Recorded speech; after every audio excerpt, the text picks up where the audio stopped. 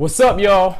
It's your boy Vinnie-Dangerous, and I'm back with the 1-year anniversary show of the Dangerous Minds. I appreciate all the support. Thank everybody that's been supporting me for this lovely experiment that's taking on a life of its own. So I really appreciate everybody showing love. I'd like to give a special shout out to Spectacular Magazine. I performed at the Juneteenth Festival last night, and I really appreciate them giving me the opportunity. It was a lot of fun. It was great. The crowd was great. I really appreciate all the love. Thank you. We're gonna go right into it. Ever since the cover was released, I think it was either Monday or Tuesday, a lot of people have been vocal about how they felt about this year's pick. And this time last year, I actually did my second episode ever about the freshman class of 2016. And looking at, in hindsight, as much as I might not be a fan of everybody that was on that list, it might have been a good list. Majority of the people on that list are still very active, still doing much. I mean, with the exception of like maybe G Herbo and guys like 21 Savage are like kind of on the decline. Lil Uzi Vert was featured on Migos' biggest hit of this year, and even though Lil Yachty's album seems to have tanked really bad, and it's a really bad album, he's been one of the most talked about guys on the entire list because of his very controversial antics and controversial beefs with people like Joe Budden and Pete Rock, and just generally the older generation of people, right? So, and the one thing I would say about last year's list is that they were a little bit more established than the guys that are on this current list. One of the biggest reactions that I've seen a lot of people give was the fact that nobody knew who a lot of these people were. Like, you might have heard a song, you might have heard of them maybe in passing, but it wasn't enough to make you think, oh, these guys are like have some kind of established self-made movement, momentum, fan base that is rightfully deserving of being on this list, with an exception of guys like Playboy Carti, A Boogie, PNB Rock. A lot of these people like Ugly God, Maiden, TYO, Cat G, those, and Kamaya, like people didn't know who neither one of them were, or like very few people know them. So it made it feel like, they were like undeserving because they were not really as established as maybe of other people that have been on the list in the past years of the cover. And even some people that people have been like, hey, this person should have been on the list, this person should have been had been snubbed. I'm not gonna go into who should and shouldn't have been on the list, because we've all heard of the stories of artists turning down the cover because they didn't want to be associated with the cover. They didn't believe that being side by side with some of the other artists that may have been considered or that have been known, like how XXL usually does the list. So a lot of people don't want to be a part of that conversation because they think it might hurt them specifically. One artist that I really thought was going to be on the list that it didn't end up on the list, that I'm a big fan of, is Black. His project that he put out was really dope. He had a dope feature on Sid's album, and he just put out a single not too long ago that's been doing a lot of numbers. So him not being on the list was weird, but I mean, like I said, he could have turned down the list. Black seems like a really low-key guy, so he might have not even wanted to be on the list. I've made my opinions known about it on my social media, on Twitter, Facebook, and my Instagram page, and a lot of people had the assumption that I did not know who these people were. And actually, I keep a real close tab on a lot of music, even stuff that I may not be a fan of. I'll just hear a name and I check it out. So with the exception of Kamaya, I had actually known about everybody on this list prior to the list coming out. So I had an idea of who these people were, but at the same time, I did believe that a lot of their spots were undeserving. I actually like to rank. Last year, for the freshman cover, I ranked, everybody from, weakest to strongest. I think last year I said that my favorite artist that was on the list it definitely was Anderson .Paak. Like, he dropped a phenomenal project that year, and he's continued to do great music. So that was my #1 pick last year. 21 Savage was my least, and he actually did a lot more, you know, than I thought he was going to be able to do this year. He actually had a pretty decent feature on Travis Scott and Drake's singles. So, I mean, he's pretty alright. But this time, I'm going to go ahead and rank him. I'm going to start off with Maiden, TYO, Tokyo, just for the simple fact that he had a big song last year. People have been telling me about his Skateboard P song with Big Sean, and that song was nothing special. I didn't even know nothing about that song until people started pointing into it and saying that you should check that one out. He has a very generic flow. I don't really feel like he's got a lot going for him. I actually think he's on a decline, so him being up on this cover, I don't think it's going to do much for him. It's just going to be like, why is he here? He had his moment last year. He should have been on it last year. He wasn't, and I think this time is gone, came and gone. Next, I'm gonna go with Ugly God. He's a comedian rapper, kind of like how Lil Dicky is last year. But the thing was, when you think about what people feel the XL cover should be, him being on it was kind of like a slap in the face, because he literally like lets it be known that he's not doing this to make good music. He's not taking this shit seriously at all.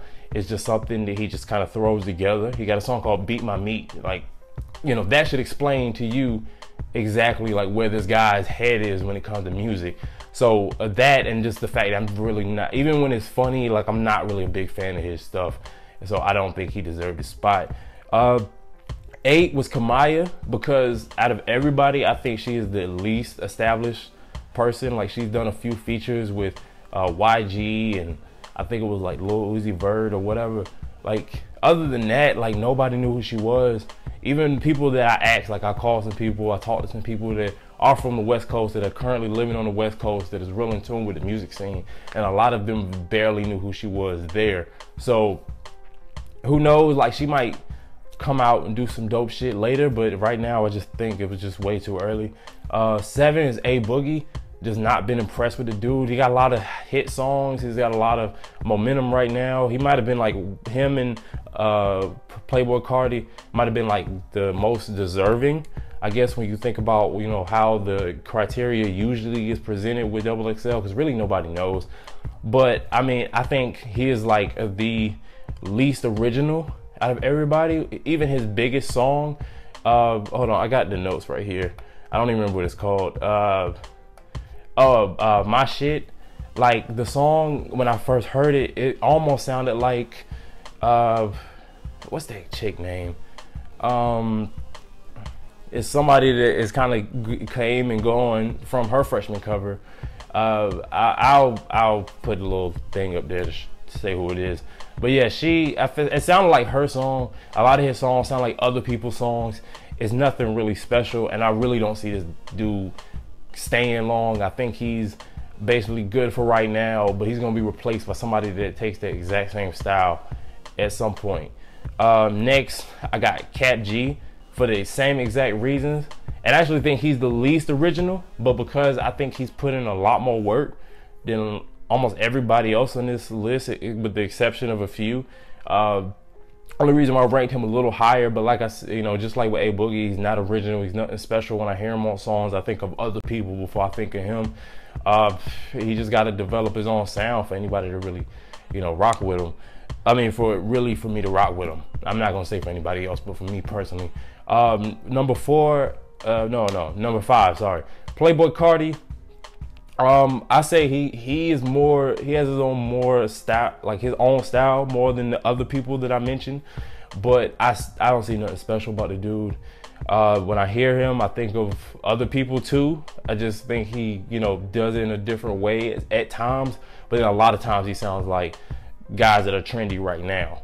And even the song Magnolia, I was just like, it gets old and repetitive real fast.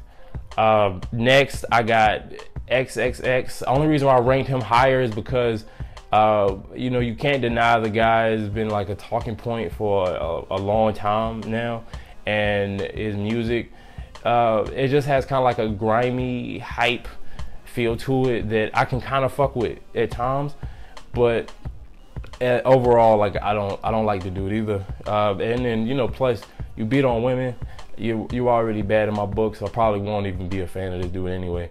Next, I got PNB Rock, more of an R&B dude. So I don't even know why he was, you know, in the thing. I mean, I don't think he's nothing special, but I can at least say that I can listen to his stuff. It's mildly enjoyable at times, but it's nothing original, nothing special. Anime, number 2. I've heard this dude other songs outside of the Caroline single. I actually do think he got potential. I don't think he's as refined as he could be, but you know, the dude shown, especially when he did like a live performance. I can't remember what show it was on, but he, you know, switched it up and he talked about a political message. And you know, I mean, I don't want to say that I'm ranking all these other people, you know, lower because I don't think that they got a message in them. But the fact that he's versatile, the fact that he's actually spitting on a lot of songs, I don't think he's as refined as he could be, but I think he got potential, so I rock with him. And number 1 on the list, and a lot of people were really not impressed with this dude being on the list, but Kyle. I've listened to a lot of his stuff. His Smile album is really dope. He's got a lot more than I Spy with Lil Yachty, the single he put out this year. Dude's got talent. He can sing, he can rap, he can spit. I can see him crossing over into pop. I can see him doing R&B. I can see him doing rap. The dude has potential. He is miles ahead in talent than everybody else on this list. But even with that being said, I am not a fan of this list. I'm not a fan. I think even Kyle is saying he's the best of he's the mediocre best compared to all the trash that is on this list. The people that I've heard, either they are unoriginal or they just flat out suck. A lot of these people on this list do not deserve this kind of spot. And at this point, XXL is a parody of itself. XXL is definitely not the staple that it wanted to be. People looked at XXL as something to look at after the Source's credibility for their 5 mic ranking kind of got thrown into the dirt when Benzino took over. So that's what XXL has kind of carried that load, but it's actually become a parody of itself. I don't think people really take them seriously anymore, and I think this list is just an example of them trying to create a talking point, but it's not really to highlight anybody special anymore. It's not really indicative of what the future of hip hop holds. I think overall it's just them trying to get some conversation started so they can be relevant, because after this list hype goes down, after the freestyle, and after all these guys are no longer associated with the XXL cover and they just go on and do whatever they're supposed to do, they become an afterthought until next year's cover. And I think they just want to create a talking point. It's not really to highlight the future of hip hop. I do not see the future of hip hop on this list. And at this point, I don't think any future artist should look at the XXL as an aspiration. If they present you with the opportunity, go for it. People are going to hate on you, but it's an opportunity nonetheless. I'm not a fan of these guys, but I like to congratulate them for the milestone that they've reached, even if I feel like they're not deserving. But it shouldn't be an aspiration anymore. It shouldn't be something that you should work towards. If it's presented to you, I say take it. Why not? It's publicity. But I really don't think going forward, the XXL cover should be treated with as high esteem as it used to be. And I don't think we should let it like dictate, how we feel. There's gonna be a lot of debate, a lot of, people are gonna feel that some people are snubbed. There's gonna be a lot of people that feel that this isn't an accurate description and depiction of what hip hop is going to be moving forward. But I really don't think we should get as riled up as we usually do now.